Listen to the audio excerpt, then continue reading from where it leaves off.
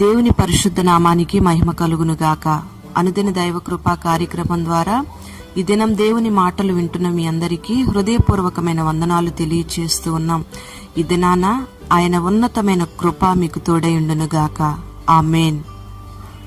ప్రభు అంటున్నాడు మనతో, మూర్ఖులైన వక్రజనము మధ్యలో మీరు నివసిస్తూ ఉన్నారు. వీరి మధ్యలో మీరు దేవుని కుమారులుగా జీవించాలి అంటే నిరపరాధులుగా, నిష్కళంకులుగా, అనింద్యులుగా, సణుగులు లేకుండా, వివాదాలు లేకుండా జీవించాలి అని ప్రభు మనతో మాట్లాడుతూ ఉన్నాడు. ఫిలిప్పీ పత్రిక 2వ అధ్యాయం 16వ వాక్యంలో, మీరు జీవవాక్యాన్ని చేతపట్టుకొని జ్యోతుల వలె ఈ లోకంలో ప్రకాశించాలి అని దేవుని వాక్యంలో రాయబడి ఉంది.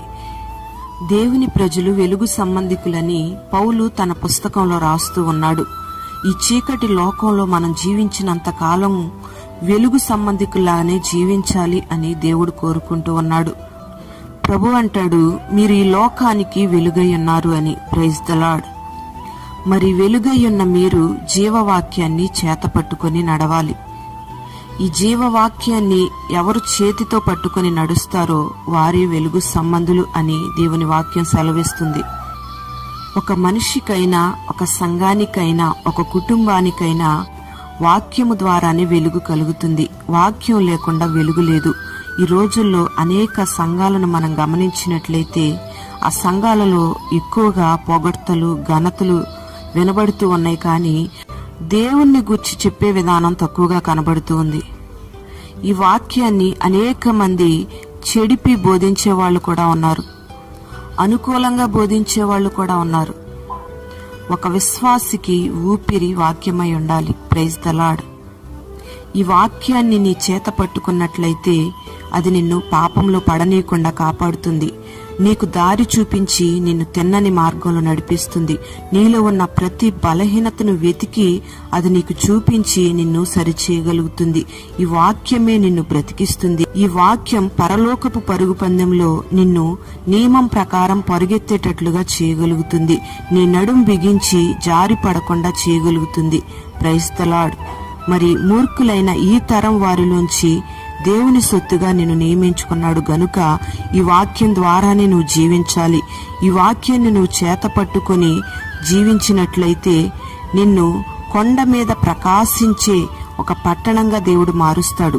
అంతేకాకుండా దీపస్తంభం మీద పెట్టబడిన జ్యోతి వలె ప్రకాశింపచేస్తుంది. Praise the Lord. ఈ వాక్యములోనే సమస్త ఆశీర్వాదాలు దాచబడి ఉన్నాయి. ఈ వాక్యములోనే స్వస్థతలు దాచబడి ఉన్నాయి.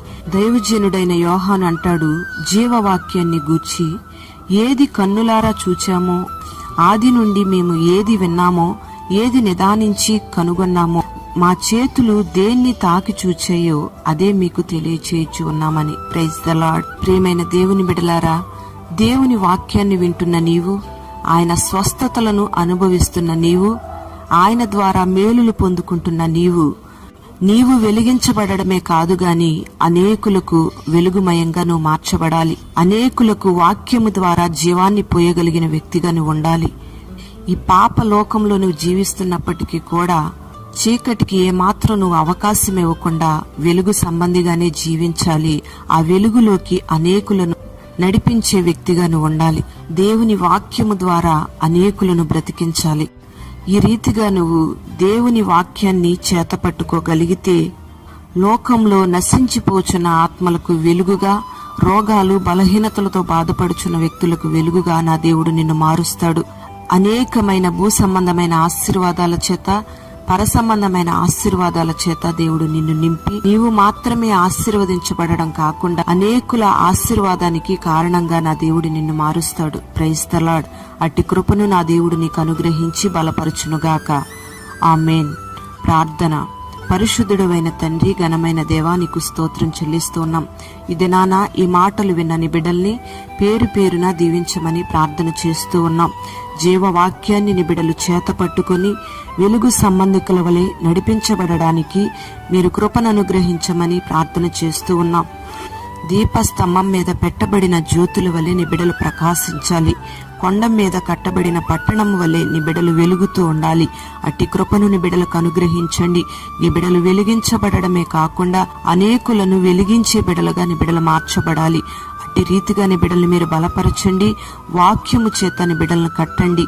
నీ వాక్యానుసారమైన జీవితాన్ని నీ బిడ్డలకు మీరు దయచేసి అనేకులకు వెలుగుగా మీరు మార్చి మహిమ మీరు పొందుకొనమని యేసు నామంలో ప్రార్థన చేసి స్తుతించి వేడుచున్నాము తండ్రి. ఆమేన్.